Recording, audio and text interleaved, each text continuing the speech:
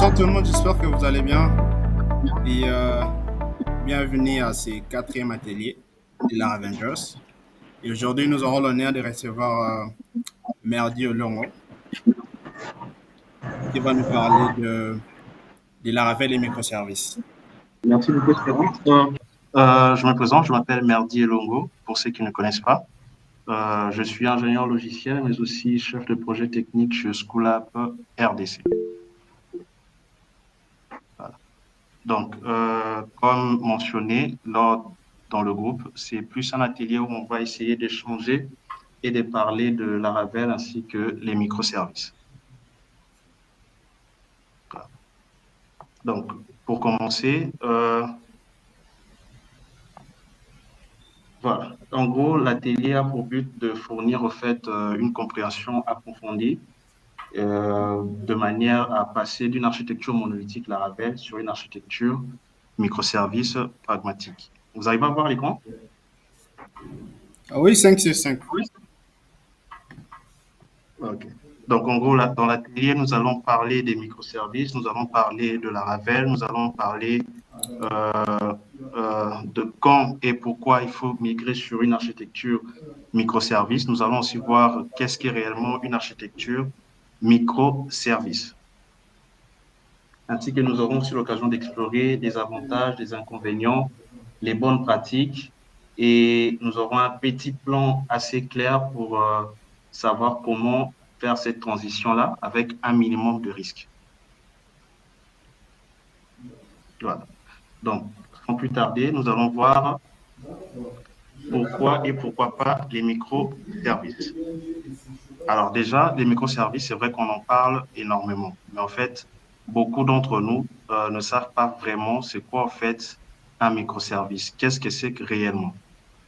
En gros, de manière générale, un microservice est une architecture composée de services indépendants. Vous arrivez à suivre? Oui, très bien, très bien, Donc, très un bien. microservice, ok.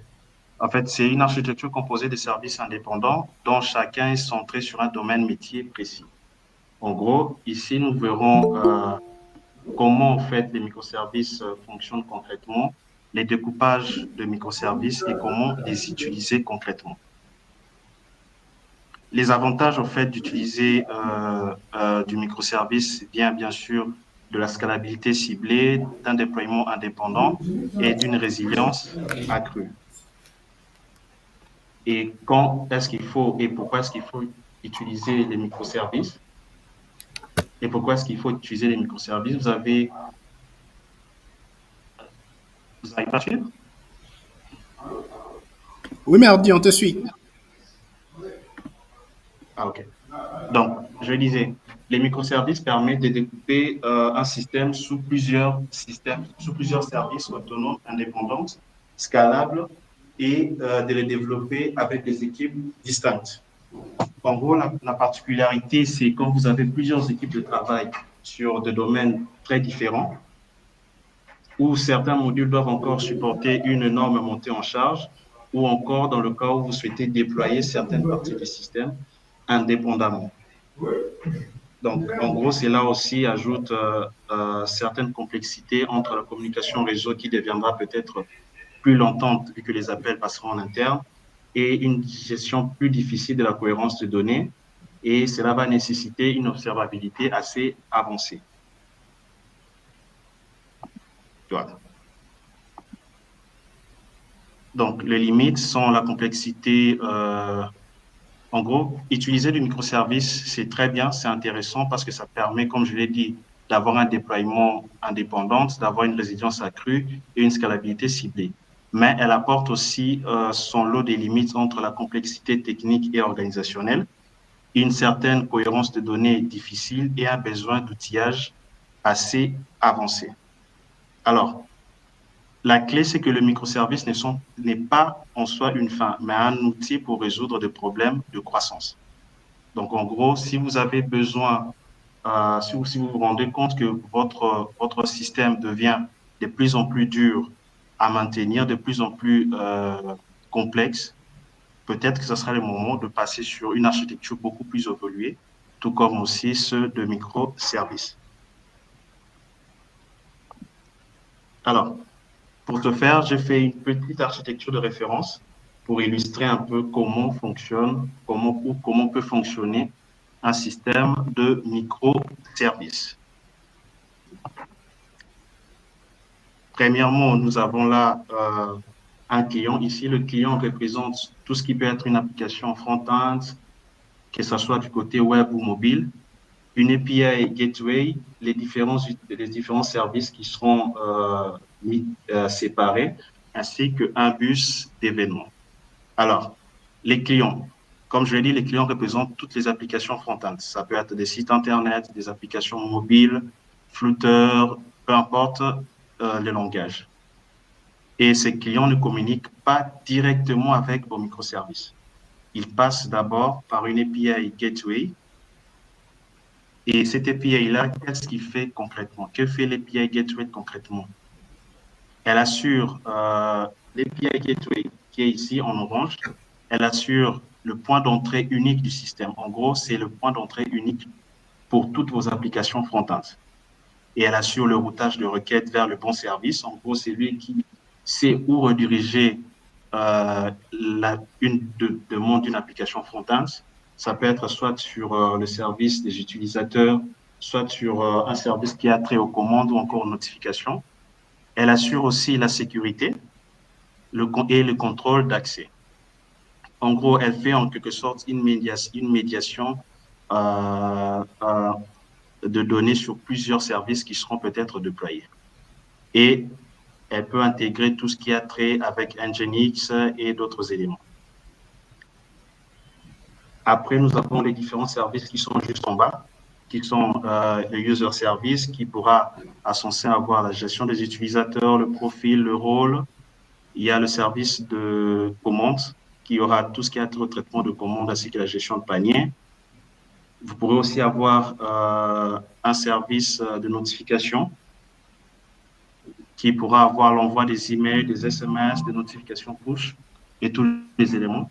Ici, l'idée, c'est d'illustrer en fait un découpage assez simple sur une architecture microservice. En gros, vous avez peut-être votre application Laravel qui est déjà opérationnelle, fonctionnelle, qui est à la fois gère la gestion des utilisateurs, la gestion de commandes, la gestion de notifications et plein d'autres éléments. Et vous voulez savoir comment est-ce que vous pourrez migrer peut-être une telle plateforme sur un système de microservices. Ici, j'ai illustré un petit exemple où vous avez un client, une API gateway et 3 services basiques qui sont là. Le rouge, qui est l'Event Bus, en fait, c'est un composant de communication. En gros, elle a un avantage assez précis. Elle permet en fait à tous vos services d'échanger directement. En gros, vous remarquerez que le service ne se communique pas directement entre elles. Elles passent d'abord par un événement qui s'occupe de faire les redirections sur les services dont elle aura besoin. Supposez que le service utilisateur veut accéder au service de commande. Pour ce faire, elle doit passer par un événement. L'avantage, c'est que le découpage est fort, la résilience il y a une meilleure résilience et la scalabilité est simplifiée. En gros, pour résumer, le client qui peut être une application web ou mobile fait appel à l'API Gateway qui sont de flux synchrone. Puis l'API Gateway, à son tour, fait appel à tout le service parce que c'est lui qui se charge de gérer la redirection vers le bon service. Et le service, s'ils ont besoin de communiquer entre eux, font appel à des événements qui leur permettent d'interagir entre eux à travers des actions. Voilà. En gros, les microservices communiquent de deux manières, comme je viens de le dire. On a une communication de manière synchrone qui peut être faite sur des API REST ou encore des communications de manière asynchrone comme celui que je viens d'expliquer, où les services passent par un bus d'événements et ce bus d'événements-là se charge de retourner vers les bons services adéquats selon la demande. Voilà. Alors, pourquoi est-ce que j'avais parlé plus haut de la cohérence de données? l'avantage est que, comme je l'ai dit, les microservices sont des services dépendants. Elles ne doivent pas dépendre d'un service ou d'un autre. Maintenant, comment faire et comment réussir concrètement à séparer les différents services pour qu'elles puissent être totalement indépendantes? Parce que c'est ça l'objectif quand on utilise une architecture de microservices. Cela signifie que chaque service doit être indépendant d'un autre service. En gros, le mécanisme est très simple. On a des données et des cohérences. Dans un système distribué, la donnée doit être reine. La définition est que la stratégie pour garder les données fiables entre les services. Cela signifie que chaque service dispose de sa propre base de données, de son propre pattern et de tous les éléments dont elle a besoin uniquement dans son service.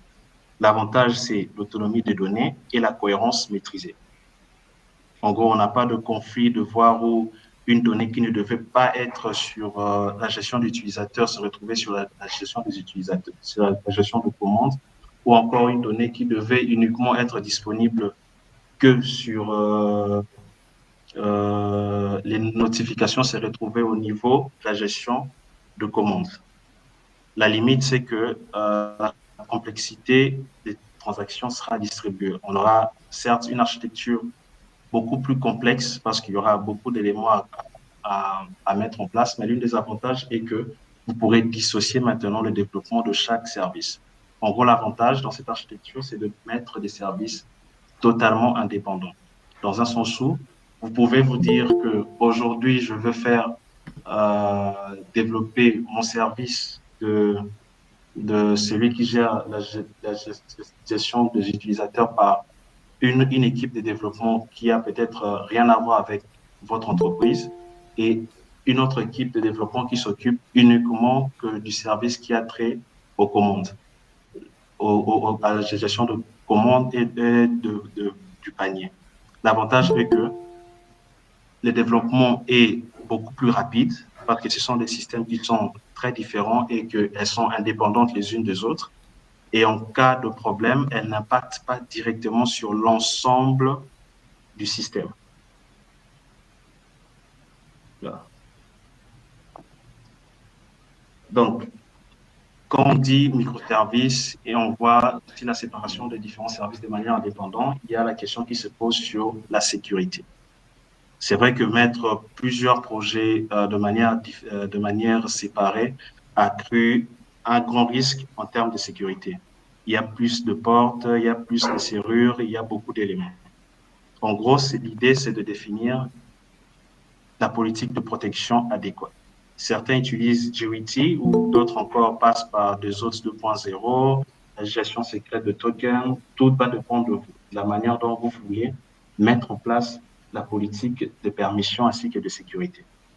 L'un des avantages est que la protection des données et du système seront respectées et il y aura un respect sur la réglementation. Cela signifie que si telle information n'est pas censée exister sur le service, par exemple, de commande, grâce à ce flux de sécurité, elle ne pourra pas passer. En gros, c'est l'un des avantages à ces limites qu'on peut mettre. Et la limite par rapport à tout ça qu'on utilise, l'architecture microservice, c'est vrai qu'il y a un énorme impact côté sécurité, d'où il y a certaines sécurités qui ne sont pas tellement prises en compte pour les développeurs. Et il arrive aussi très souvent qu'on puisse faire des erreurs et beaucoup d'éléments. Mais l'avantage est que cela ne bloque pas trop la productivité des différentes équipes. Pourquoi? Parce que les équipes sont indépendantes. En gros, l'équipe qui gère la gestion des utilisateurs et l'équipe qui gère la gestion de commandes sont des équipes totalement indépendantes et totalement autonomes. Cela signifie qu'elles peuvent faire leurs modifications, leurs mises à jour sans pour autant impacter un système ou encore un projet déjà existant. C'est ça vraiment le grand avantage quand on utilise une architecture microservice. Alors, plus tôt, j'avais parlé de l'observabilité et de la fiabilité. Alors, c'est vrai qu'on ne peut pas réparer ce qu'on ne voit pas. Ça, c'est logique parce que dans une architecture microservice, il y a trop de flux de données qui transitent et souvent, on ne sait pas trop réellement d'où peut provenir l'erreur. l'une des limites, c'est que cela nécessite vraiment beaucoup d'investissement en termes d'outils, oui, et de formation, parce qu'il faudra vraiment beaucoup se documenter, savoir les protocoles à appliquer, mettre en place des tracking pour savoir vraiment où et quand est-ce que les éléments sont censés être gérés. Mais l'une des avantages, c'est de mettre aussi en place des files d'attente. C'est très important, comme ça on sait savoir telle requête est en attente par rapport à tels éléments. En gros, l'observabilité, c'est en quelque sorte votre GPS par rapport aux microservices. L'avantage, c'est qu'il y a une réduction de temps de diagnostic parce qu'on sait savoir quel service est réellement le problème, quel service a généré un problème ou un bug dans l'architecture, dans l'infrastructure. Et la détection de problèmes est proactive. En gros, quand il y a un problème, on sait d'où provient concrètement le problème. C'est pas qu'il y a un problème où, par exemple, sur des applications monolithiques, un problème peut intervenir au niveau de la gestion de commandes, mais elle impacte sur tous les autres systèmes. En gros, on ne sait pas concrètement si la feature qu'on est en train d'intégrer, s'il y a eu un prérequis avant d'intégrer cette fonctionnalité. En gros, c'est comme si, à supposer que vous intégrez déjà une équipe de développement où il y a déjà un gros projet qui tourne déjà sur le monolithique, genre vraiment un énorme projet. Et c'est vrai que vous aurez un temps d'adaptation, mais le plus dur serait de savoir que ce que vous allez modifier ne va pas casser l'ensemble du projet. Et c'est l'une des avantages avec le microservice, c'est que tant que les services sont indépendants les unes des autres, on sait automatiquement tracer et savoir que non, c'est tel élément qui est la cause de tel bug ou de tel élément. Voilà. On a aussi des playbooks de migration. Comme je l'ai dit, l'idée, c'est de savoir aussi comment concrètement fonctionne en fait un service, parce que nous sommes dans le domaine du microservice. Un, c'est d'identifier le domaine à extraire. En gros, vous ne pouvez pas vous réveiller un matin et dire que non, voilà, je veux migrer mon application ou ma plateforme X sur une architecture microservice. Non, c'est pas juste comme ça qu'il faut faire. Il faut d'abord déterminer où je dois commencer, par où je dois commencer, et est-ce nécessaire vraiment de le mettre sur une architecture de microservice. Donc, la première chose à faire, c'est d'identifier un domaine à extraire. Par exemple, je vais vous dire que non, voilà, j'ai besoin d'extraire le domaine métier de notification. Pourquoi? Parce que j'ai besoin que ce module de notification puisse fonctionner sur d'autres plateformes indépendamment de ma plateforme actuelle. Genre, je crée plusieurs autres solutions, des applications mobiles différentes pour d'autres usages. Et je me dis, pourquoi ne pas réutiliser un service de notification que j'avais écrit au préalable sur une application X. En gros, là, ça devient maintenant un besoin d'extraire un service à part entière. Alors, comme je l'ai dit, un service doit être indépendant. Cela signifie qu'elle doit avoir obligatoirement sa propre base de données. Pourquoi? Parce qu'elle rend la cohérence des données facile. Elle permet à ce qu'il y ait moins de questions en termes de logique métier et qu'il y ait moins de problèmes en termes de données. Mais aussi utiliser des anti-corrections d'ailleurs pour éviter la dépendance monolithique. Cela signifie que l'une des avantages, en fait, comme je l'avais expliqué, cela signifie qu'en mettant en place cette procédure où elle est indépendante, elle a sa propre base de données, cela évite une dépendance à un certain endroit. Par exemple, pour les applications monolithiques, vu que tout est sur une même base de données, à chaque fois qu'on est censé peut-être rajouter une nouvelle fonctionnalité ou un nouveau feature, on est amené soit à revoir la structure intégrale de la base de données, soit une partie de la structure de la base de données, tout en évitant que celle-ci puisse casser ou modifier d'autres éléments. Et quand on va sur une architecture monolithique, c'est vraiment très important. C'est vrai que vous utilisez une base de données propre au service, mais aussi l'important, c'est de s'assurer qu'elle est indépendante des autres services. En gros, quand vous créez ou quand vous modélisez votre base de données pour votre service, il faut vraiment s'assurer que celle-ci n'est pas dépendante des autres services. C'est très important. Puis, on a l'une des avantages, c'est un déploiement progressif. En gros, vous pouvez déployer progressivement chaque service petit à petit selon le besoin. Donc, en gros, aujourd'hui, vous dites que non, je veux séparer le service des notifications, je veux qu'elle soit quelque chose d'à part entière, qu'elle soit vraiment indépendante. Vous pouvez le faire, puis laisser le reste et faire progressivement chaque déploiement via des API. Et l'avantage, c'est que vous pouvez répéter ce processus pour tous les autres domaines que vous aurez à extraire. C'est vraiment ça l'objectif, c'est de rendre indépendante chaque service pour qu'elle ne puisse pas avoir de collision en termes de données ou encore des dépendances entre elles. C'est vraiment très important. Alors, le piège à éviter quand on déploie ou quand on veut passer sur une architecture monolithique, plutôt une architecture microservice, c'est trop de services trop tôt. En gros, on se rend compte on veut en fait mettre beaucoup de services. On se dit que non, tel domaine ou telle fonctionnalité, je dois obligatoirement faire un service. Non, il faut vraiment étudier la question pour savoir est-ce vraiment nécessaire de rendre X éléments indépendants ou est-ce nécessaire de séparer telle fonctionnalité pour en faire un service. Ça, c'est très, très, très, très important.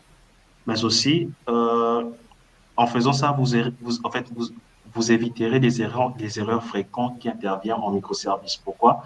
Parce que beaucoup de gens veulent à tout prix migrer sur une architecture microservice en se disant que non, c'est la norme, c'est la nouvelle tendance, je veux aussi quelque chose qui doit aller dans ce sens-là. Mais plus tard, ils se rendent compte que ils ont leur service qui est à côté, qui a sa propre base de données, mais ils se rendent compte plus tard que ce service-là est trop dépendant ou a besoin d'autres éléments qui ne proviennent pas de lui. Donc ça, c'est vraiment, vraiment très important. Mais l'un des avantages, c'est que elles évitent la répétition des erreurs. Donc, quand vous séparez vraiment un service et que vous vous rendez compte que ça doit vraiment être un service, elle évite beaucoup d'erreurs parce qu'elle permet de rendre totalement le service indépendant. Cela signifie que quand il y a un problème sur votre serveur au niveau de l'application, quand le logiciel plante, ce n'est pas tout le processus métier qui tombe down. Genre, on a peut-être une application mobile qui tourne avec la gestion des utilisateurs, de commandes et tout. Et à un moment donné, la partie notification tombe. En gros, ce n'est pas toutes les API qui tombent. Ou encore, il y a eu une erreur avec les routes au niveau du fichier API, un point virgule qui dépassait, et puis paf, c'est toute l'application qui ne marche pas. Or, l'avantage avec ça, c'est que quand ce genre de cas arrive, ce n'est pas toute l'application qui ne marche pas, mais c'est uniquement le module de notification qui devient désactivé, qui pose problème. Et là, vous saurez directement vers quel service vous vous orientez pour pouvoir gérer ces différents problèmes. Alors, là, c'est un peu, voilà, c'est un peu ce que j'avais à parler par rapport aux microservices, parce que c'était un atelier très court, c'est même ce que j'avais dit à Espérant. Ça sera vraiment question de parler, de discuter sur comment fonctionnent les microservices, comment est-ce que vous pouvez l'implémenter, parce que j'ai parlé de beaucoup de choses, mais aussi de savoir quand il ne faut ou il ne faut pas les implémenter. En gros, les microservices ne sont pas des solutions miracles, mais c'est un outil d'alignement entre organisation technique et le domaine métier. Très important cette phrase. L'organisation technique et le domaine métier. Il faut savoir quel domaine il faut restreindre pour en faire un microservice. C'est très important parce que le succès dans le microservice, c'est surtout dans la discipline de la conception. En gros, si vous séparez déjà dès le départ vos domaines métiers de manière cohérente, de manière indépendante, vous n'aurez pas au fait de problème dans l'avenir en termes de maintenabilité. Parce que déjà, un des avantages du microservice, c'est l'aspect où les éléments sont plus facilement maintenables parce que vous saurez très rapidement d'où proviennent concrètement. C'est vrai qu'on ne saura pas la ligne exacte d'où provient l'erreur, mais on saura en fait quel feature pose réellement problème et on sait le fixer sans pour autant pénaliser les autres services qui sont déjà disponibles. Donc, voilà un peu ce que j'avais à partager par rapport aux microservices. Je ne sais pas s'il y a des gens qui ont des questions ou qui veulent un récap sur un point précis.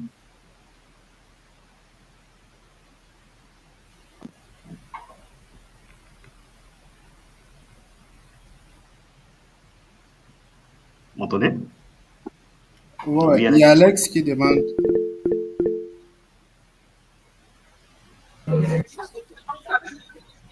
Alors, bonjour. Bonjour, merci. Bonjour, Alex. Voilà. Par rapport à la faisabilité, vraiment pour une implémentation, je pense que tu as dit que chaque projet devrait avoir sa base de données, euh, mais d'un point de vue critique, comment est-ce que ça se passe? Est-ce que chaque projet, c'est un projet Laravel à part entière ou voilà, comment est-ce que ça se passe? Alors, par rapport à ça, cela va dépendre intégralement de l'équipe, des différentes équipes qui seront sur le projet. Oui, chaque projet peut être de projet Laravel, effectivement, mais aussi, tout comme ça peut être de projets différents. Ça peut être un projet qui est écrit sur Laravel pour des API Gateway qui s'occupent de rediriger vers les services adéquats. Puis, on a par exemple le service des utilisateurs qui est écrit en Laravel et le service de notification qui est écrit par exemple avec Nest.js ou du côté Node.js. Et en termes de déploiement, c'est même très simple. En termes de déploiement, soit c'est d'utiliser des environnements vraiment dédiés à ces genres de cas comme Docker ou Kubernetes, ou encore certains préfèrent utiliser un déploiement assez complexe où il suffit d'exposer de ports précis sur le serveur par rapport à chaque projet. Prenons un cas où j'externalise le projet de notification. C'est-à-dire que j'ai plusieurs applications différentes, mais je me dis, à la place de coder plusieurs fois les options concernant le mail, j'externalise tout ça dans un projet, disons dans un service, je pense, dans un service uniquement pour ça. Comment est-ce que mon application X va connecter avec l'application Y qui est le service de mail. Est-ce que, plutôt le service de notification, est-ce que le service de notification qui va exposer par exemple des API, parce que c'est vrai que j'aurais quand même voulu qu'on voie ça un peu plus techniquement que théoriquement, d'où mes questions. Est-ce que le service, mon application X par exemple, va consommer directement les API de la partie du service de notification ou il va passer par le API Gateway. Voilà. Voilà. En gros, il ne va pas consommer directement, en fait, pardon, tu parlais du service, c'est ça, non? Si le service va communiquer directement avec ton application client. Alors, Alex? Je prends un exemple, d'accord? Je vais refaire l'exemple. J'ai une première application qui fait de la gestion de user. OK. Il est là. D'où notre cas. J'ai une deuxième application de e-commerce qui fait le order service. Et les deux applications font des notifications email, WhatsApp ou quoi que ce soit. Donc, à la place de coder dans les deux applications le même service, j'externalise la partie notification. D'un point de vue technique, si à partir à partir de mon application user, j'ai besoin de contacter, d'utiliser les API qui sont ouverts dans la partie notification, comment est-ce que je fais? Est-ce que je passe directement par notification ou est-ce que je veux passer par où, en fait? C'est le chemin que je vous en parle. OK. Par rapport à ça, la communication entre les services est d'ailleurs très simple. C'est vraiment très simple. La communication des services passe par les event bars qui sont là. En gros, c'est lui qui s'occupe de rediriger les différents événements vers le bon service. En gros, vous externalisez en fait votre application, la partie notification à côté. Vous faites un truc vraiment dédié par rapport aux mails ou encore aux SMS. Et vous voulez que vos autres différents services arrivent à communiquer directement avec le service de notification. Pas la partie client d'abord, mais uniquement vos services en interne. Pour ce faire, vous devez mettre en place, en fait, un bus d'événements qui va, lui, prendre la consommation des différents événements pour interagir avec les actions des autres services. Est-ce que, je ne sais pas, peut-être que tu as un exemple ou peut-être un schéma, parce que moi j'essaye plus de voir ça d'un point de vue code. Si je suis dans une API, par exemple, où j'ai mis en place juste la partie notification, ça reste facile pour moi de consommer cette API-là à partir de mon application service. Je ne vois pas schématiquement comment est-ce que je veux passer par un event bus ou quelque chose comme ça. En fait, vraiment d'un point de vue code, c'est la partie où j'ai besoin de savoir. Est-ce que l'event bus, c'est lui aussi une application à part entière ou c'est quoi en fait? Bon, un event bus, en fait, on peut dire que c'est en quelque sorte un intermédiaire. C'est souvent des systèmes de messagerie comme Rabbit, Mkey ou encore Redis Stream.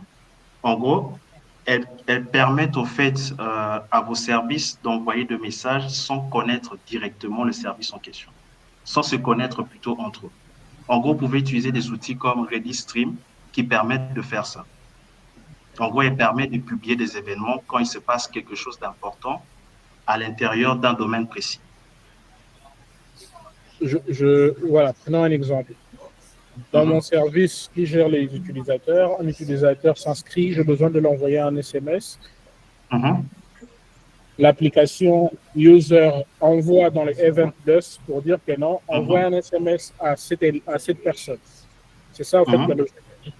Et l'event bus qui est Redis Trail, par exemple, va communiquer maintenant à la bonne application pour lui dire que non, fais ceci. C'est en fait ça la logique. Exactement, exactement. Une question. Pourquoi je passe par les event bus si je peux directement passer par notification service? Parce que on est bien d'accord que les event bus, quand il va aller dire à notification service que non, fais ceci, il va contacter une API. Pourquoi je ne passe pas directement? C'est quoi en fait, c'est quoi l'utilité de l'event bus? OK. L'une des utilités, premièrement, c'est la découpage forte. Je m'explique. Avec un appel direct, comme vous venez de dire, via une API REST, l'émetteur connaît les destinataires et dépend de sa disponibilité. Vous voyez un peu. Donc, cela signifie que si, par exemple, le service de commande connaît un blackout ou quelque chose comme ça, elle dépend de sa disponibilité. Si elle est disponible, elle va le faire. Si elle n'est pas disponible, elle ne va pas le faire. En gros, il n'y a pas en fait un endroit ou encore une file d'attente qui lui permet de refaire la même action. Maintenant, avec l'Event Bus, par exemple, l'émetteur publie l'événement sans se soucier de qui l'écoute. Donc, en gros, on peut rajouter ou retirer des consommateurs sans charger le code de l'émetteur. Donc, l'émetteur qui est, dans notre contexte, le service d'utilisateur ou encore de commande. En gros, comme une sorte de file d'attente où on enverrait un événement. Au cas où l'application est en blackout, l'événement reste quand même. Dès que l'application se relance, il prend en charge l'événement. Exactement, exactement. Ok, bon, c'est vrai que moi personnellement, j'aurais aimé voir ça un peu dans le code, à quoi ça ressemble. Ça sera peut-être pour la prochaine fois. Mais merci. D'accord, merci beaucoup Alexis. Il y a quelqu'un qui a une question? Ouais, il y avait Traoré aussi qui avait écrit dans les chats. Traoré, tu es là?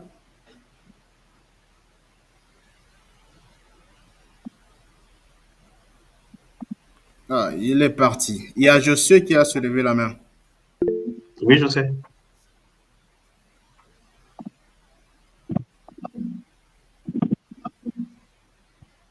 Allô?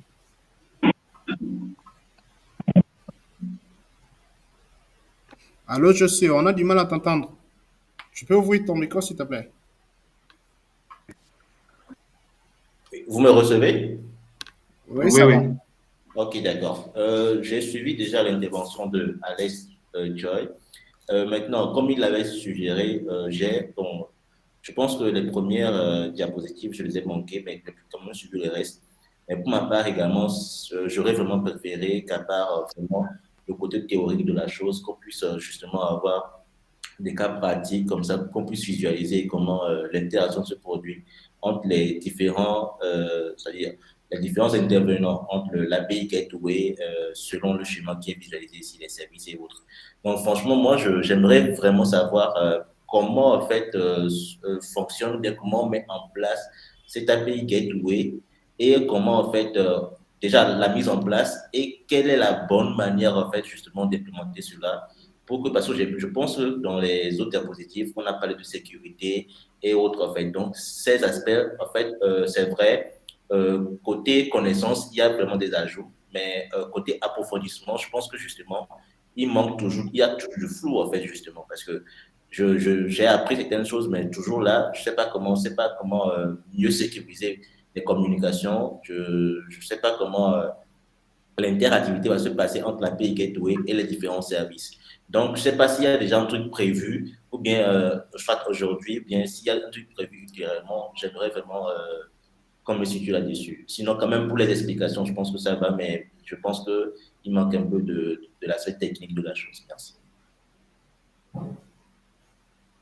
Ok, merci beaucoup.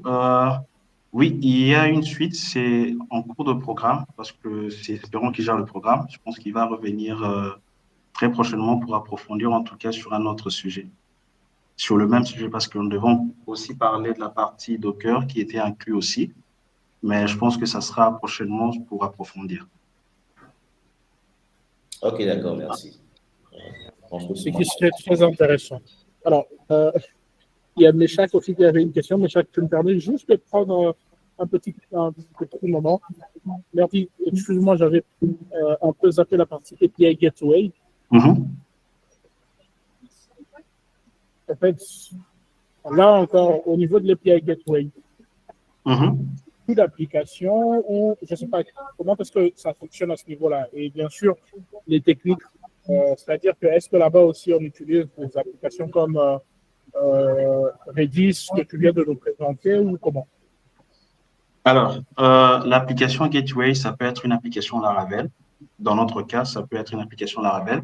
En gros, à quoi elle va servir réellement?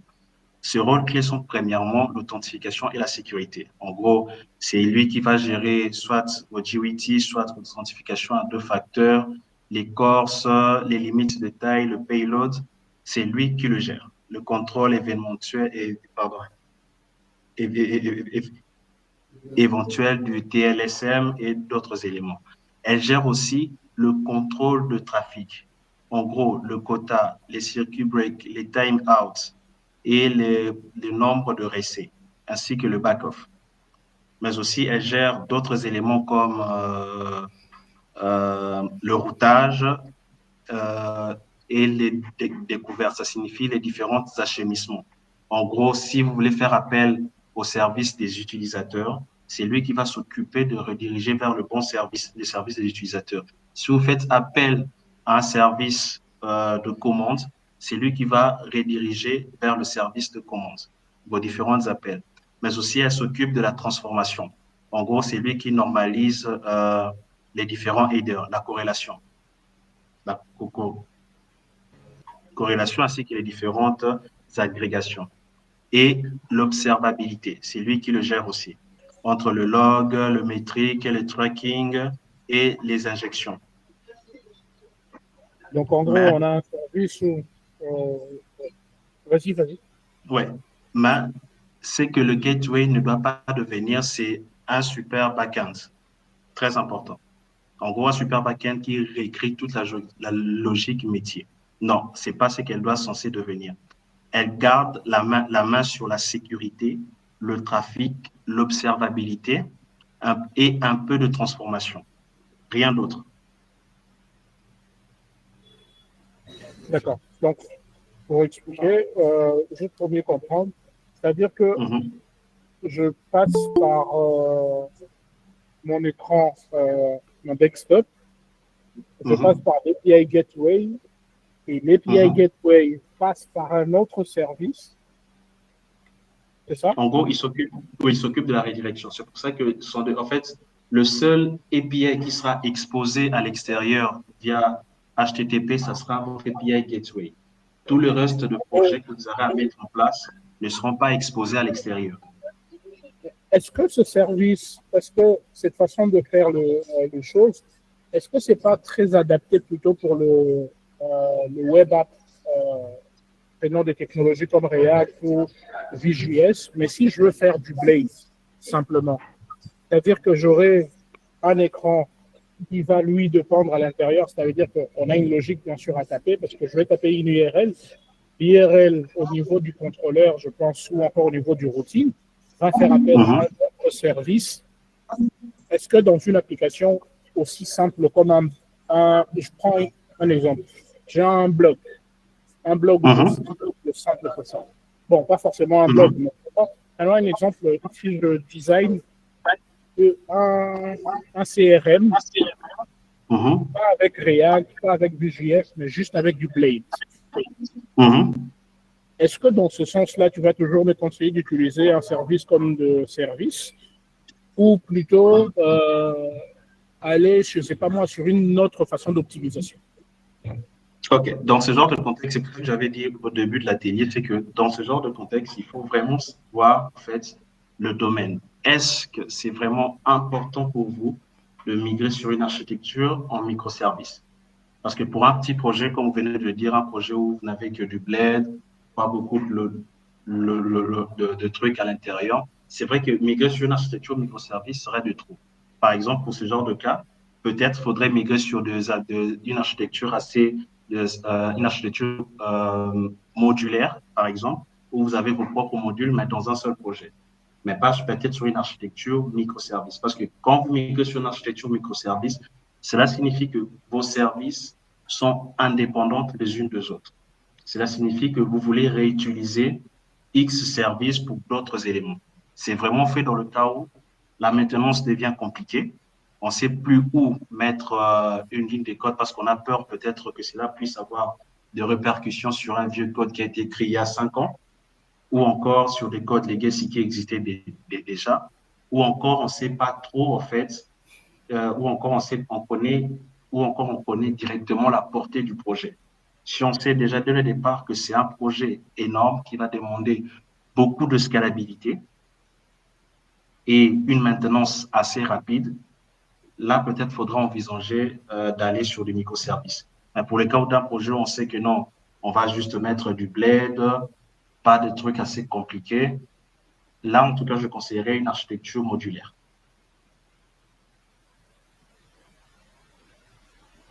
On va sur une architecture modulaire. Bon, ok. Merci beaucoup. Je ne veux pas monopoliser la parole. Hein. Je vous laisse aussi poser des questions. Merci. Ok. Quelqu'un a une question? Je peux poser ma question? Oui, vas-y. Ça marche. Alors, bonsoir à tous et puis merci à... C'est quoi le nom? Elongo, pardon. Oui, merci Elongo. Voilà, merci Merdi Elongo pour la présentation du microservice. Et je dirais que c'est très bienvenu parce que moi-même, je suis en train de développer un ERP actuellement. Et mon ERP, il est modulaire. C'est-à-dire, dans le base route, j'ai un dossier module dans lequel j'ai tous mes modules. Donc, j'ai un module stock, j'ai un module vente, j'ai un module achat, j'ai un module RH, un module logistique. Et là, il suffit juste que je supprime un dossier et mon application fonctionne toujours sans qu'il y ait la dépendance avec ce module-là. Et là, maintenant, je vais passer maintenant au microservice. Et donc, du point de vue back-end, c'est du Laravel. Le front-end, je suis en Blade. Mais sur du long terme, je vais passer en microservice et faire le front-end avec un framework JavaScript. Et donc, ce que je veux faire actuellement, c'est d'avoir toujours mon dossier module qui est présent, mais faire en sorte que chaque dossier module, c'est-à-dire stock, achat, vente, puisse communiquer avec mon application principale, avec le principe réel du microservice. Parce que ce que j'ai fait, on peut appeler ça un genre de microservice, mais ce n'est pas du vrai microservice. Parce que le vrai microservice, de façon générale, c'est des petites applications Laravel qui sont dispatchées sur plusieurs serveurs et autres et tout. Et donc, moi, je veux arriver à ça sur du long terme, en fait. Mais à court terme, je veux garder mon microservice en interne, c'est-à-dire sur une seule application Laravel. Et c'est au niveau de la communication API entre ces modules-là, je n'arrive pas à implémenter techniquement. Donc, je me dis, comment je quitte un contrôleur de mon module stock pour communiquer avec un contrôleur de mon module achat? Comment la requête va se passer? Est-ce que c'est une requête du type Guzzle ou comment ça se passe? C'est là ma difficulté. Vous êtes sur une architecture modulaire où vous avez tous vos modules ou encore vos mini-services sur un même projet, mais vous voulez savoir comment, en fait, vous pourrez faire pour qu'ils puissent communiquer entre eux. C'est ça, entre eux, en étant dans le même projet Laravel, et demain, il suffira juste que je déplace le dossier d'un module sur un autre serveur et puis la communication continue. OK. Par rapport à ça, vous avez même plusieurs pistes de solutions. Laravel permet d'utiliser... C'est sur Laravel le projet, non? Oui, c'est ça, Laravel. OK. Si c'est sur Laravel, c'est d'ailleurs quelque chose de très simple. Vous pouvez faire communiquer directement si l'endpoint est exposé sur le dossier API ou encore sur un dossier d'une requête HTTP. Vous pouvez utiliser soit Guzzle, comme vous venez de le dire, soit vous pouvez utiliser des façades ou encore des classes Laravel qui existent déjà, qui gèrent les requêtes HTTP directement en interne. OK. Vous pouvez intercommuniquer vos différentes endpoints en interne, sans pour autant, comme ça, plus tard, si vous voulez séparer, vous n'aurez pas à réécrire ou encore à modifier beaucoup d'éléments. Vous aurez juste à séparer la partie qui a trait au service. Et en termes de communication, il faudra maintenant que vous puissiez choisir, soit vous allez sur un déploiement Docker où tous les services sont en interne et ne sont pas exposés à l'extérieur, comme c'est que moi je viens d'expliquer. Ou encore, si vous voulez faire appel vraiment que non, votre service doit être indépendant, je veux faire appel à ça sans utiliser Docker. Là, c'est un domaine ou un serveur que vous allez mettre en place qui expose directement l'URL. OK, ça marche. Et là je vous repose une question sur votre retour d'expérience. Dans ce cas-là, si vous étiez en train de faire cet ERP-là avec tous les modules stock, achat-vente, qu'auriez-vous fait avec votre expérience? Chaque dossier, module se trouve sur un serveur Laravel à part ou comment vous aurez procédé? Là, je demande votre expérience. OK. En termes déjà d'un projet de cette envergure où je m'attends à avoir beaucoup de services, j'irai automatiquement sur un déploiement. Oui, j'irai directement sur un déploiement avec Docker. L'avantage est que j'aurai qu'un seul API Gateway qui sera exposé à l'extérieur. Vous comprenez un peu. Et tout le reste ne seront jamais exposés à l'extérieur. Tous mes autres applications, Laravel et services, ne seront jamais accessibles à l'extérieur de mes conteneurs. Et il n'y aura qu'une seule application Laravel qui va exposer via une URL et qui me permet de gérer facilement en interne tous les différents éléments. En gros, c'est un peu ce que j'ai dit. Il faut vraiment voir sur le long terme. Est-ce que vous envisagez vraiment que le truc devienne très grand avec une maintenabilité assez forte? Parce que là, je parle de la maintenance côté technique. Mais côté coût, elle rapporte aussi. Il y a des coûts en annexe qu'il faudra voir parce que qui dit beaucoup de services à mettre en place dit aussi des équipes qui doivent travailler sur ça de manière indépendante, chose qui rajoute peut-être un coût supplémentaire. Ça marche. J'ajouterais aussi qu'en fait, tous les projets, en fait, sur du long terme, c'est d'être un microservice. Parce qu'un projet sur du long terme qui n'est pas un microservice, je dirais que ce n'est pas vraiment un gros projet. Ça, c'est mon avis. Bon, ça encore pour une fois, ça dépend plus de la vision à long terme du concepteur du projet. C'est vrai que vous pouvez voir ça sur le long terme comme étant quelque chose de très grand, mais le concepteur, lui, n'a pas vraiment l'idée d'aller sur quelque chose de très grand et envisage, s'il faut arriver sur quelque chose de très grand, de refaire carrément sur une nouvelle architecture. OK, ça marche.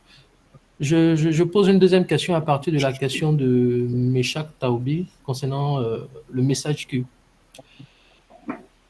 Alors, moi aussi, j'avais une question dans ce sens. Dans l'architecture microservice, je prends le cas de mon SaaS ERP.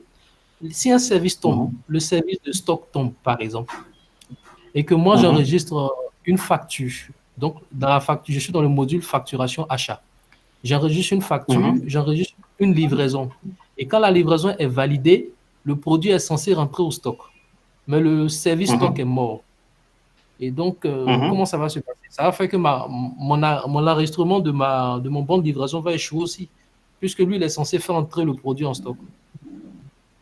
Alors, euh, voilà, comme je l'ai dit, vu que sur une architecture microservice, comme vous venez de le dire, si un service tombe en panne, il y a plusieurs manières de gérer cela. Par exemple, si vous utilisez des messages queues qui passent par un event bus qui gère la distribution entre les différents services, elle peut soit entrer dans une file d'attente ou dans un queue, un tampon où il attend la réponse Tu du dis même pas côté pour ça. du service de commande, que vous attendez la réponse.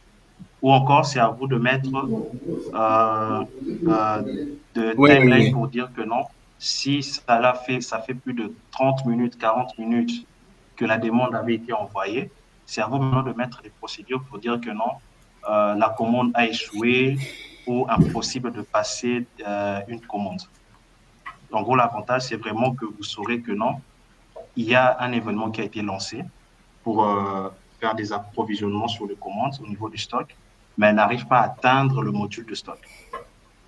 Ah, ok, c'est En le gros, elle va queue qui mettre fait ça. d'abord en attente. Oui, elle va mettre d'abord en attente. Puis, selon votre logique en interne, vous aurez défini soit si ça traîne trop, qu'elle dit à l'utilisateur que la demande ne peut pas être effectuée maintenant ou elle est échouée. Mais en Mhm. arrière-plan, vous avez vous-même vos propres logs qui déterminent à chaque échec qu'est-ce qui s'est passé réellement. Super, ça marche, merci. J'ai fini. OK. Quelqu'un a d'autres appels levé la main? Il y a AirCode. Oui, on vous écoute.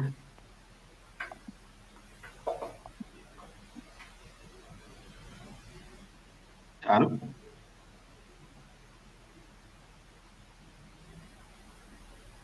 Vous pouvez parler, hein? Bon, il est indispo. Il y a Michel aussi qui a soulevé la main. Michel, tu peux y aller.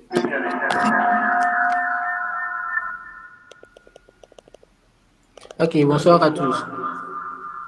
Bonsoir, Michel. Un instant, s'il vous plaît.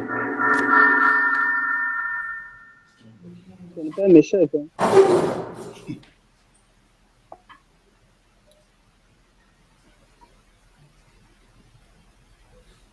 Allô, c'est bon maintenant?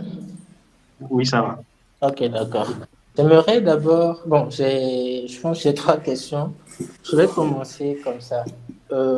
Comment est-ce qu'on gère l'authentification dans une architecture en microservice? Parce que, imaginons que j'ai mon API Gateway et j'ai un service d'authentification qui me gère les utilisateurs. J'ai d'autres services également, notification, paiement, tout ça. Maintenant, normalement, pour appeler un service donné, ou bien pour appeler certaines routes données, on a besoin de mettre des middleware. Par exemple, voir les statistiques générales. Supposons qu'on a une API, un microservice qui gère les statistiques générales de l'application. On a une route, par exemple, qui est pour l'admin. Et cette route-là, normalement, permet de voir tout ce qui se passe sur l'application, le nombre d'utilisateurs, tout ça, tout ça. Donc, sur cette route-là, en temps normal, il faut avoir des middleware admin, de type admin. Et là, on est dans l'API Gateway. Alors que les utilisateurs, en fait, sont gérés par le microservice de l'authentification. Dans ce cas, par exemple, comment est-ce qu'il faut implémenter ce middleware-là, en fait, pour qu'on ait une restriction justement sur l'accès à la route donnée? Alors, par rapport, vous m'entendez? Oui, je vous entends. OK. Par rapport à ça, les jetons d'accès, c'est ce que j'avais répondu. Je pense que c'était presque similaire à la question que M. Alex avait posée. Les jetons d'accès passent directement par l'API Gateway. En gros, cela signifie quoi? Vous avez certes votre service d'authentification, le service, tout ce qui a trait à l'authentification. Euh, les jetons d'accès, les autres 2.0, les différents courses sont gérés directement par l'API Gateway. En gros, lui, en fait, il gère l'authentification et la sécurité et vérifie tous vos jetons d'accès. Cela signifie que vos utilisateurs n'auront jamais accès à vos services directement. Et vos services directement n'exposent jamais à l'extérieur. Cela signifie que personne, déjà, vos services n'ont pas une URL exposée via HTTP à l'extérieur. Elles communiquent uniquement en interne via Docker. En gros, le déploiement, si le déploiement, bien sûr, est fait sur Docker, vos différents services ne sont pas accessibles à l'extérieur. Il n'y a qu'une seule route qui est exposée à l'extérieur, qui est celui de l'API Gateway. Et lui, il s'occupe intégralement de tout ce qui a trait à l'hôte, à la sécurité, ainsi qu'au contrôle de trafic. Si les utilisateurs doivent se connecter, ils passent par, en fait, tous les clients, que ce soit web, mobile ou encore d'autres types de clients, ne passeront jamais à travers le service directement, mais communiquent à travers l'API Gateway. Et c'est lui maintenant qui fait la redirection correcte vers un service précis. Maintenant, si maintenant un service veut faire appel à un autre service, c'est là où maintenant intervient des bus d'événements qui transportent maintenant les différents sites d'événements vers un autre service. Vous comprenez un peu? Je pense que ma question n'a pas vraiment été bien comprise. Ce que je veux dire, on est avec vos services. On a l'API Gateway qui interagit avec le front-end. Donc, d'après ce que je suis en train de dire, en fait, le mobile ou bien le web admin des requêtes vers cette API Gateway-là, pas directement vers les microservices, authentification et autres. Mais ce que je suis en train de dire, c'est que on a la Gateway et puis on a maintenant un service d'authentification. C'est-à-dire que c'est ce service-là qui gère l'authentification. Quand la requête entrante vient vers l'API Gateway transmet cette requête-là au service d'authentification pour gérer en fait tout ce qui est authentification. C'est bon? Jusque-là, vous me suivez? Oui, ça va, ça va. Ok, d'accord. Maintenant, c'est dans ce service d'authentification-là qu'on a les utilisateurs. Vu que c'est lui qui gère les tokens, tout ça là, c'est dans ça en fait qu'on a les utilisateurs. Maintenant, vu que les utilisateurs sont dans le microservice authentification et qu'il y a d'autres microservices en fait qui ont besoin de middleware, c'est-à-dire qu'on a par exemple un microservice notification, par statistique. Maintenant, pour avoir accès à une route statistique globale, je suppose que c'est uniquement l'admin, en fait, le super administrateur qui a accès à cette route. Donc, il faut avoir un middleware sur cette route-là, alors que les utilisateurs sont gérés dans le microservice authentification. Voilà. Maintenant, depuis notre gateway, comment est-ce qu'on va réussir à mettre en place ce middleware-là? Alors, par rapport à ça, ma recommandation, premièrement, serait de ne pas mettre, en fait, les jetons d'accès ne doivent pas être générés sur un service à l'intérieur parce que déjà, le service n'expose pas à l'extérieur, mais c'est plutôt l'API Gateway qui est censé exposer à l'extérieur. En gros, c'est lui qui est censé valider tous les jetons d'accès et appliquer les corses et tout. En gros, si vous devez faire l'authentification doit être faite au niveau de l'API Gateway parce que c'est lui qui expose à l'extérieur. C'est lui qui doit contenir les validations ainsi que les middleware de sécurité. Parce que tous les autres services qui sont à l'intérieur n'exposent pas à l'extérieur via HTTP. Ils ne sont pas disponibles à l'extérieur. Ils ne sont disponibles que dans des conteneurs à l'intérieur, dans un gros conteneur Docker.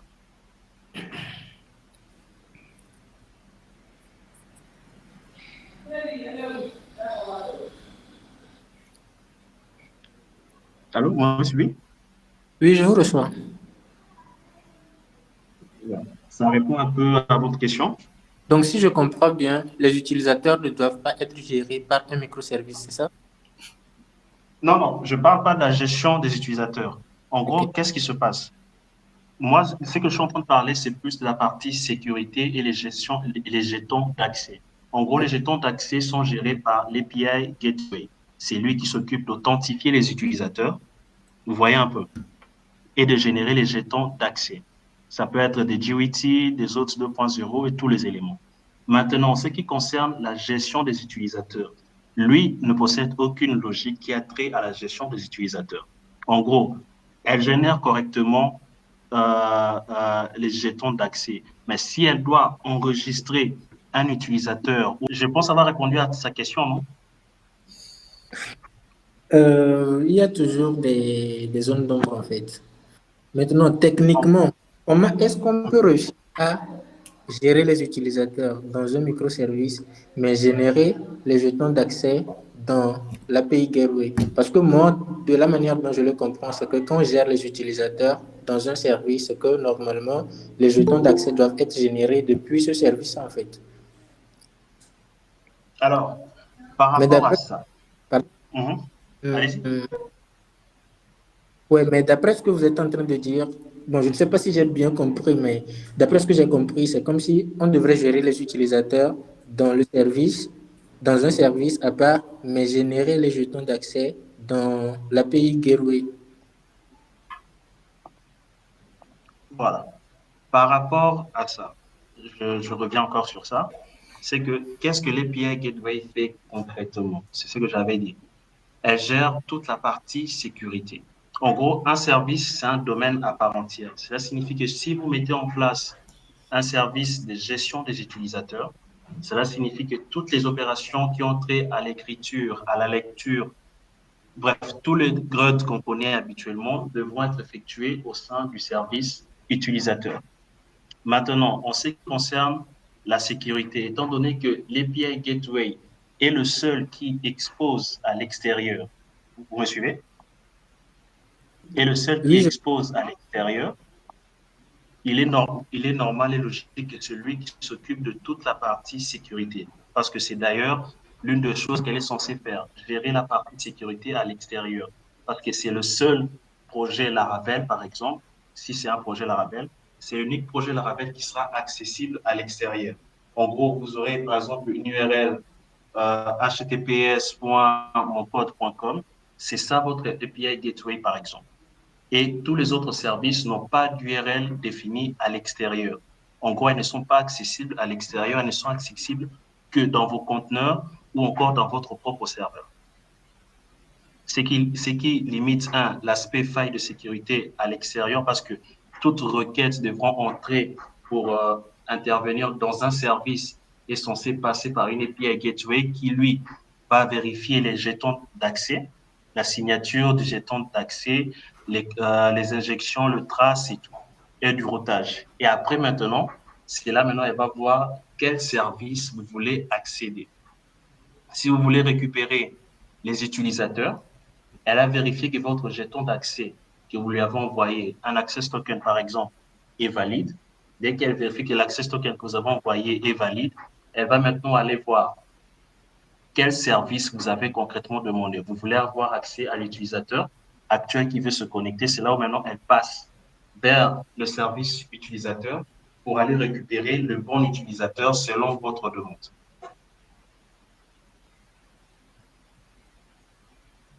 Là, je pense qu'on s'est compris, non? Bon, je vais essayer de vous mettre un peu dans le contexte pour qu'on puisse très bien se comprendre. Actuellement, ce que je fais, bon, moi je suppose que, enfin, quand moi j'utilise les microservices, comment est-ce que moi je fais pour mettre en place les microservices? J'essaie de voir si je n'ai pas un service que je pourrais utiliser ou bien réutiliser dans une autre application, par exemple. Donc, quand je prends l'authentification, pour moi, je me dis que l'authentification, c'est une logique qu'on utilise presque partout dans toutes les applications. Donc, moi, je crée par exemple un microservice authentification et c'est ce seul service-là que j'utilise, peu importe le projet Laravel dans lequel je suis. Maintenant, qu'est-ce que je fais? Quand j'appelle le gateway pour m'authentifier, le gateway transmet en fait la requête entrant depuis le mobile vers le microservice authentification. Je ne sais pas si vous me comprenez un peu. Là, je comprends. Là, je comprends. Voilà. Jusque-là, je me suis. Si, imaginons que je suis dans une application mobile, par exemple, je ne vais pas directement contacter le microservice authentification, non. Je passe par exemple, pour un login, je passe par exemple le phone number et puis, non, disons, je passe par exemple l'email et puis le password. Quand j'appelle le gateway va maintenant transmettre tout ce que lui ne fait rien, il transmet tout ce que je passe au service authentification. Et c'est lui qui vérifie vraiment si ce que j'ai passé est bon ou pas. Maintenant, le problème que je rencontre, c'est que vu que j'ai un service authentification, c'est lui qui gère en même temps les utilisateurs et les jetons d'accès. C'est-à-dire que pour faire appel à un autre service, par exemple, ce que je fais actuellement, c'est que j'ai un middleware quand même sur les routes dans le API Gateway qui contacte d'abord le microservice authentification pour voir si le jeton d'accès qui a été passé est bon, avant maintenant d'autoriser la requête vers le microservice que je veux contacter. Et là, je me dis que ça fait trop de requêtes en fait. C'est-à-dire que pour chaque route qui est protégée, il faut d'abord que la requête passe ou bien il faut d'abord faire une requête vers le microservice authentification pour voir si le jeton d'accès qui a été passé est bon avant maintenant de rediriger la requête vers le microservice correspondant. Donc, c'est pour ça en fait que je suis en train de poser. Voilà. Alors, déjà, vous avez mélangé l'authentification et les utilisateurs, c'est ça, non? En tant qu'un seul service, dans votre contexte. Oui. Oui. OK. Dans un contexte où les deux sont reliés, genre la gestion des utilisateurs et l'authentification, comment est-ce que l'API Gateway va faire maintenant pour s'authentifier? C'est ça l'origine de la question. Non, ce n'est pas le gateway qui s'authentifie. En fait, prenons par exemple, depuis l'application mobile, un instant, je vais essayer de trouver un exemple qui illustre ça. Bon, j'étais en train de te donner tout à l'heure l'exemple des statistiques. Supposons que j'ai un microservice pour les statistiques. Maintenant, pour récupérer ou bien pour appeler la route des statistiques de l'application, on est d'accord que cette route-là doit être protégée par un middleware admin. Il faut être administrateur pour pouvoir accéder à cette route. Là. Oui. Du coup, le jeton d'accès se trouve dans Authentication. Voilà, le jeton d'accès se trouve dans Authentication. Donc, actuellement, ce que moi je fais, c'est que quand j'appelle la route statistique / global, par exemple, il faut d'abord que le gateway récupère le jeton d'accès qui a été passé depuis la requête, la passe au service authentification pour voir si la personne qui est en train de faire la requête est vraiment admin, avant maintenant de refaire la requête vers le microservice statistique pour récupérer les informations de la route. Et dans mon architecture actuellement, je me dis que ça fait trop de requêtes en fait. Voilà. Voilà, d'où ma question, comment est-ce qu'on va pouvoir gérer ça de la manière... Oui, allez-y. Ma question, comment est-ce qu'on va pouvoir gérer ça de la manière la plus efficace possible? Parce que moi, de la manière dont je comprends les choses, je me dis qu'il ne faut pas en fait mettre la logique de l'authentification dans la guerre. Et comme j'étais en train de l'expliquer tantôt, la logique de l'authentification, c'est une logique qu'on fait pratiquement tout le temps. Dans chaque projet, dans chaque application, il faut forcément mettre en place la logique de l'authentification. Donc, moi, j'ai décidé de le séparer. Comme ça, ce seul microservice, en fait, je peux vraiment l'utiliser dans toutes mes applications. Pas forcément la même base de données, mais je peux juste copier ce code-là, littéralement, et puis aller le mettre dans un autre projet et puis déployer ça, en fait, là-bas. Du coup, là, dans mon architecture actuellement, pour chaque requête, en fait, sur une route protégée, il faut d'abord vérifier le jeton d'accès auprès du microservice authentification avant de revenir maintenant faire la requête vers le microservice qu'il faut. OK, je comprends la préoccupation. Alors, voilà. Bon, moi, ma recommandation serait toujours de passer par l'API Gateway. Pourquoi je suggère de passer par l'API Gateway pour l'authentification? Déjà, il y a une différence entre la gestion d'authentification et la gestion des utilisateurs. Ça, déjà, il faut séparer ça. C'est vrai que dans plusieurs éléments, on a l'habitude de mélanger le deux. On a l'habitude de mélanger l'authentification et les services des utilisateurs, mais en réalité, ce ne sont pas la même chose. Dans de petits projets, ça va encore. Dans de petites applications, on peut le mélanger. Mais s'il faut aller sur une architecture microservice, l'authentification et la gestion des utilisateurs doivent être séparés. Je m'explique pourquoi l'authentification doit être séparée. L'objectif n'a qu'un seul objectif. Et pardon, l'autre n'a qu'un seul objectif, qui est de donner une preuve à un token. Donc, vérifier que tu es un utilisateur existant et que tu veux te connecter. En gros, elle doit générer un token et que c'est bien toi. En gros, elle gère la création et la validation des identifiants. Ça peut être le mot de passe, l'email et différents éléments. Elle gère les émissions et la gestion des jetons. Donc, les GUIT, les sessions, les refresh tokens et tous les autres. Elle gère la révocation d'un jeton. Vous voyez un peu. Ainsi que les différents protocoles de sécurité pour accéder à une application. Maintenant, c'est que le module d'authentification n'est pas censé gérer dans un système de microservices. C'est le détail métier de l'utilisateur. Profil, préférences, historique. Ça, ce n'est pas à l'autre de gérer ça, mais c'est un module, un service plutôt de gestion des utilisateurs qui doit gérer cela. Vous voyez un peu. C'est dans ce sens-là. Et maintenant, le service de gestion des utilisateurs, c'est lui-même qui gère tout le données, les attributs métiers d'un utilisateur. Son profil, ses paramètres, ses relations avec d'autres éléments, ses statistiques, la validation des identifiants ou l'émission de tokens. Ça, c'est ce qu'elle ne gère pas. Elle ne gère pas la validation des identifiants, la logique du login et du logout. Ce sont les éléments qu'elle ne gère pas. Maintenant, pourquoi est-ce qu'il faut séparer l'authentification avec la gestion des utilisateurs? On peut changer, c'est vrai, on peut changer la méthode d'authentification et migrer vers quelque chose d'autre, sans toucher en tout cas le service des utilisateurs. L'avantage, c'est sécuriser l'autre et l'isoler pour être durci sans exposer les données métiers.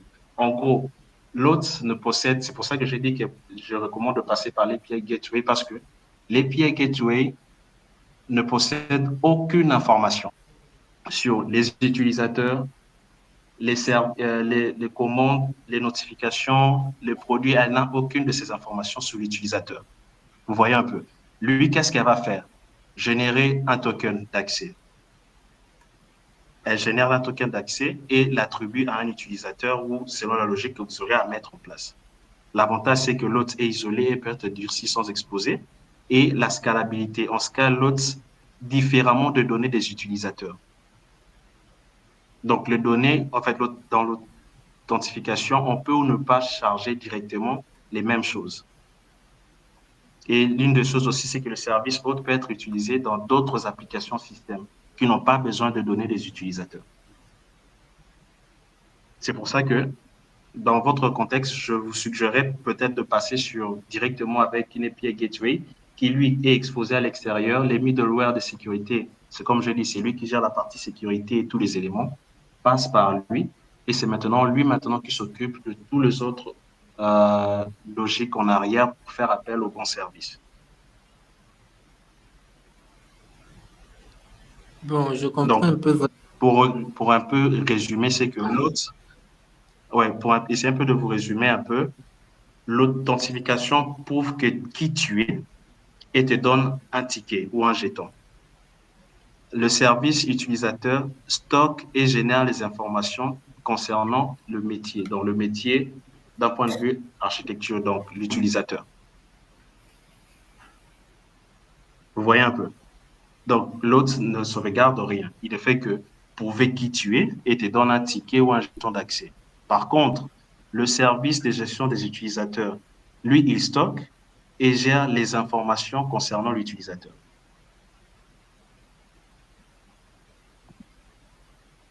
Voilà. Je pense avoir répondu à la question. Enfin, suggérer une solution.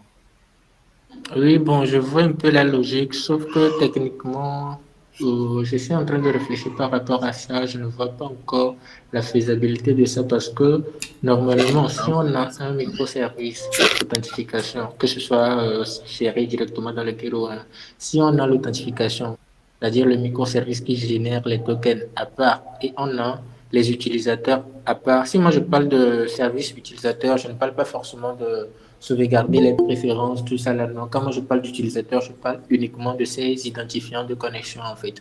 Le mail, le phone number, le password.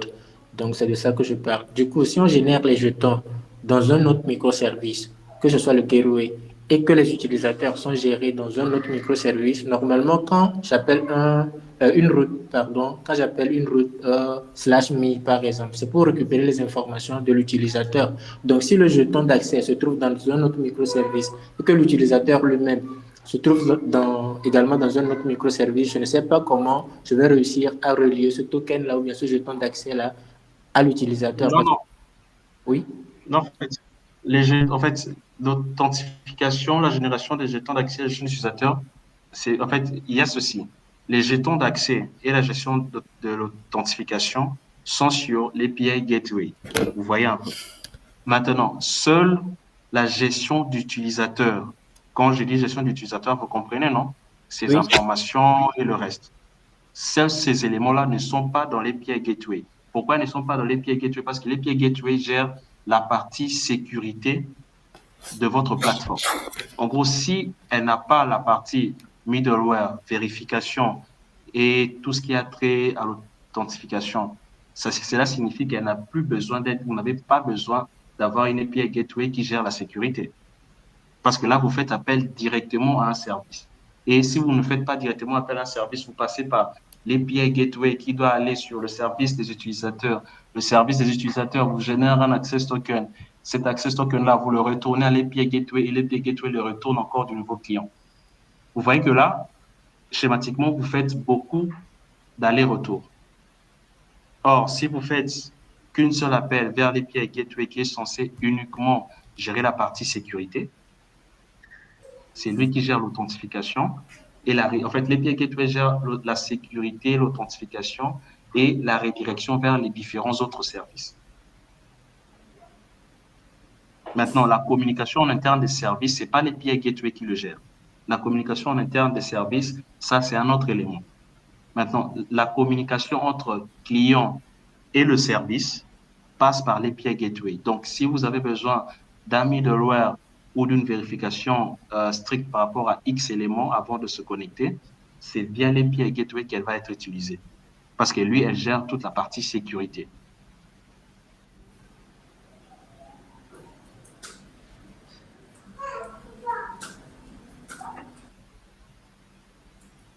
C'est bon? Oui, ok, je vois un peu. Il y a d'autres questions? Non, pour le moment, ça va. Ok. Espérons, il y avait d'autres questions? Ouais, il y avait une question de Michak, mais malheureusement, il n'est plus connecté. J'espère aussi qu'on est déjà arrivé à la fin. Je ne sais pas s'il y a quelqu'un d'autre qui a une autre question. Traoré. Traoré a encore une autre question. Je vois qu'il a écrit dans le chat. Vas-y, Traoré, avant qu'on puisse lever la séance. Ok, espérons, tu peux lire sa question. Il a dit qu'il ne peut pas parler. Bon, je lis. Ma question est si possible plus haut. On n'a pas vu ça. Pardon? Tu peux réécrire, s'il te plaît, Traoré. Voilà. C'est un peu lent, mais je vais quand même lire. Je laisse une question pour Merdi si possible. Dans le cas de mon ERP SaaS, je pars sur Docker, c'est-à-dire que mes 10 modules, stock, RH, logistique, achat, vente et autres, il est préférable d'avoir 10 containers Docker avec l'API Gateway, les seuls à être exposés. Je n'ai pas très bien compris. Tu peux relire la question? Voilà, il dit ceci. Dans le cas de mon SaaS, je pars sur Docker. C'est-à-dire que pour mes 10 modules, stock, RH, logistique, achat et vente, il est préférable d'avoir 10 containers Docker avec l'API Gateway, les seuls à être exposés. Oui, exactement, exactement. Dans ce cas, oui.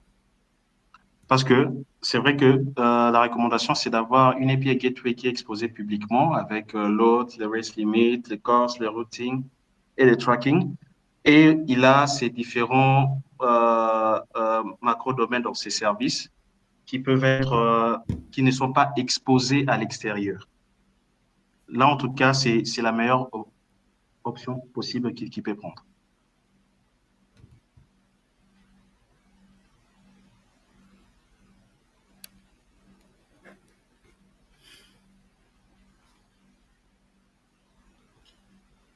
J'espère que c'est bon.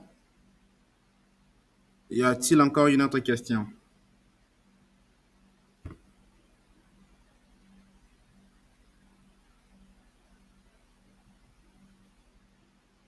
J'espère qu'il n'y a plus de questions. En tout cas, merci beaucoup, Merdi, pour cette présentation enrichissante.